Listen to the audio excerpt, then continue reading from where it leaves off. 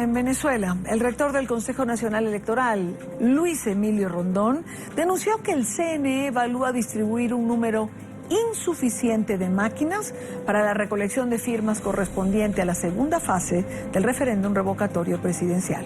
La oposición solicitó la activación de 19.500 máquinas y el órgano electoral estima, a lo sumo, activar cerca de 5.400.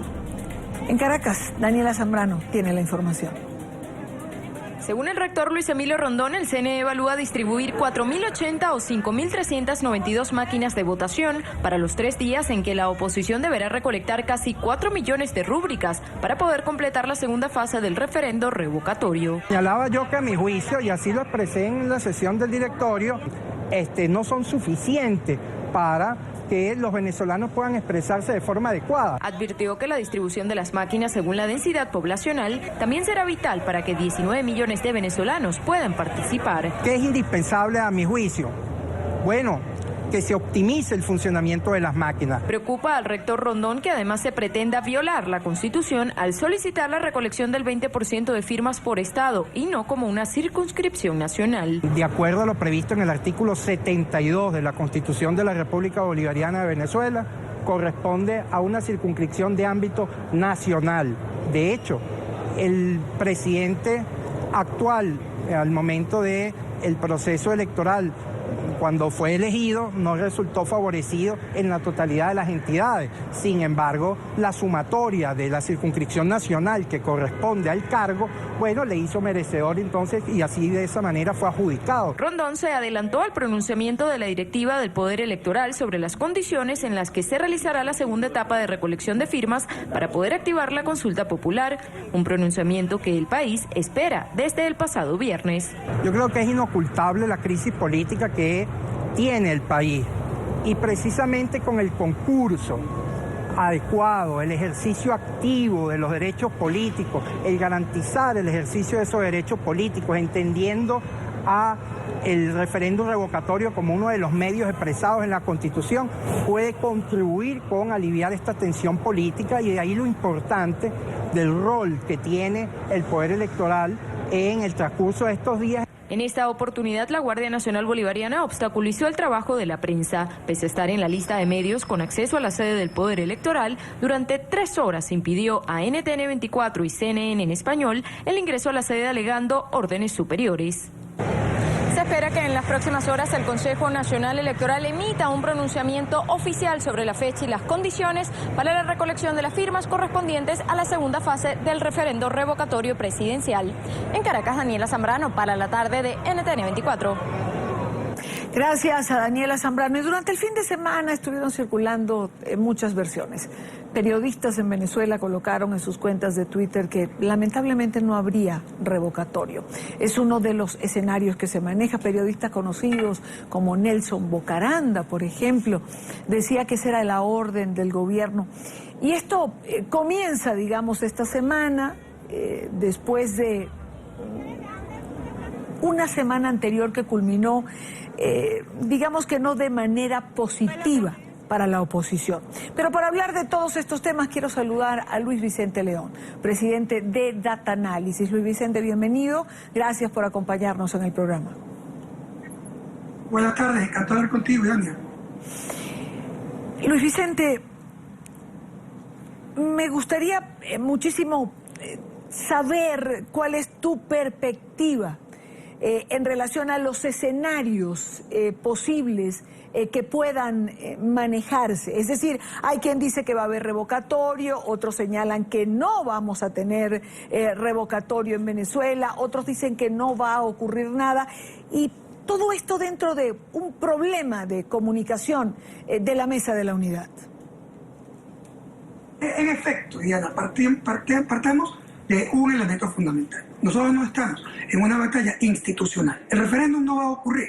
porque tú cumples los requisitos, porque tengas el derecho constitucional, porque metas un escrito, porque eso no va a ocurrir, porque la institucionalidad responde a la revolución y no a la Constitución. Por lo tanto, van a hacer todo lo posible porque eso se demore y que, digamos, rebote hacia un año, 2017, donde ellos verán si eso puede ocurrir. Entonces, si no estás en el plano institucional, estás en un plano político. Y la pregunta, entonces, para saber si hay referéndum o no, es ¿qué tienes tú para obligar o presionar al gobierno a que convoque o a las instituciones que convoquen ese referéndum? Hay tres posibilidades. La primera es que a pesar de que tú estés haciendo toda la labor, el trabajo, presiones, salgas a la calle, etcétera, lo que termina ocurriendo es que la gente se aburre, se desmotiva, se frustra, empieza a sentir que no es verdad, que ni que la protesta, ni que la marcha, ni que los discursos, ni que la televisión va a lograr que el gobierno cambie, que el Consejo Nacional Electoral cambie o que el Tribunal Supremo de Justicia convoque o obligue a convocar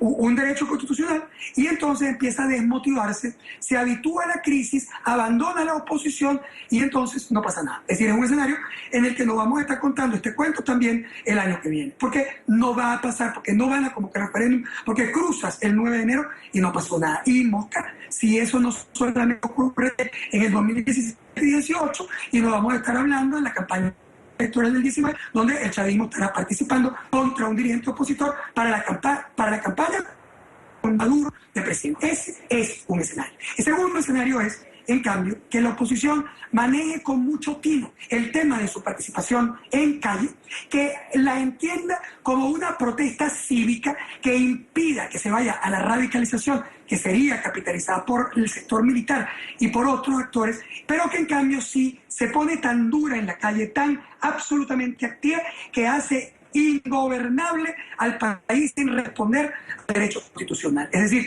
hay desobediencia civil pacífica, hay marchas, hay protestas, hay un país que sale a protegerse y a defenderse y a protestar por el abuso de poder. Y eso obliga al gobierno a una negociación. Y en esa negociación puede haber o un referéndum o cualquier otra cosa, porque hay muchas otras cosas que podrían ocurrir en el camino, pero que en todo caso caminan a, de alguna manera, provocar el ambiente que permita que la población se exprese. Eso solo va a ocurrir de nuevo si la oposición tiene la capacidad y la fuerza en la calle como para que el gobierno se vea en la necesidad de negociar. El tercer escenario es un escenario de violencia. Es decir, se sale a la calle, pero se cruzan las fronteras. Los grupos radicales sienten que por la protesta pacífica no van para ningún lado, los grupos radicales chavistas sienten que están en peligro de que la oposición radical se les venga encima y lo saquen por la fuerza, y entonces se producen enfrentamientos, violencia, en efecto un proceso de anarquía que en mi opinión es sin duda el peor escenario, porque algunos creen que es que eso saca al presidente de la República como corcho de limonada, y lo que puede terminar ocurriendo es que la violencia termine siendo la excusa para que el único sector que tiene realmente las armas, la organización y la capacidad institucional, que es el sector militar, capitalice el evento, controle la anarquía y termine él decidiendo lo que va a ocurrir en términos de mantenimiento del gobierno o sustitución del gobierno, pero por alguien que eventualmente está vinculado a ellos y no a la oposición. Ahora, Luis Vicente, después de oír los tres escenarios que planteas o que visualizas, cualquier cosa puede pasar. Es decir, seguimos parados en Venezuela en el mismo punto. Cualquier cosa es posible. Desde el punto de vista teórico, sí.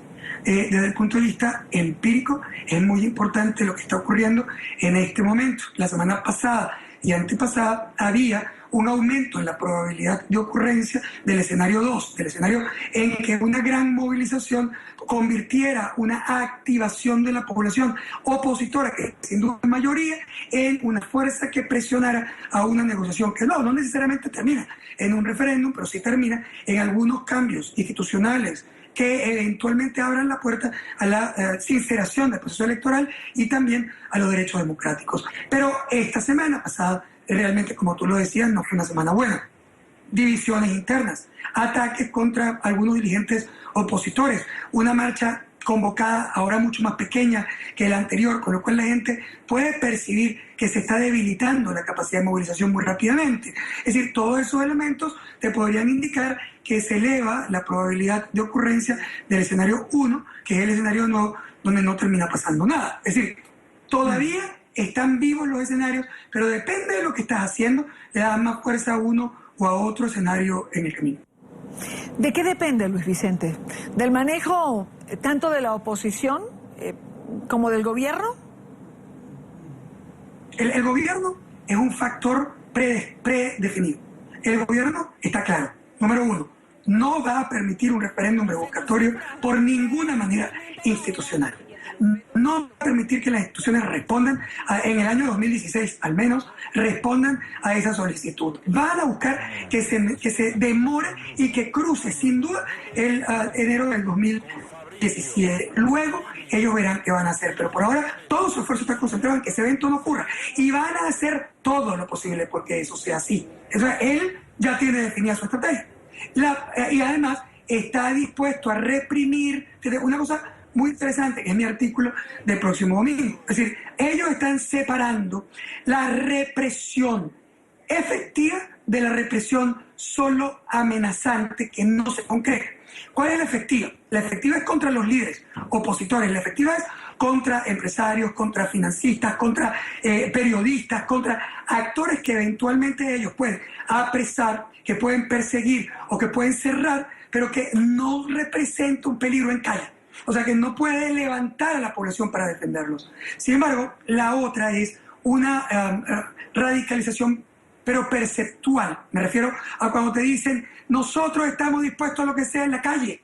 Vamos a disparar si se pasan de aquí. No vamos a permitir que entre a Caracas. Eso es una amenaza mucho más difícil de cumplir. ¿Por qué? Porque si el gobierno se radicaliza en la calle, él también corre riesgos. Y corre riesgos graves. Porque una violencia del gobierno hacia la oposición puntual puede encender el país completo y eso puede no ser controlado por el gobierno. Y cuando yo decía que para la oposición es malo porque lo puede controlar el sector militar, de todas maneras ese sector militar tampoco necesariamente va a responder a los intereses del presidente Maduro. Y al final Maduro tampoco estará interesado en que eso termine en un escenario en el cual los sectores internos o militares del chavismo piensen que vale la pena cambiar a Maduro para restabilizar el país.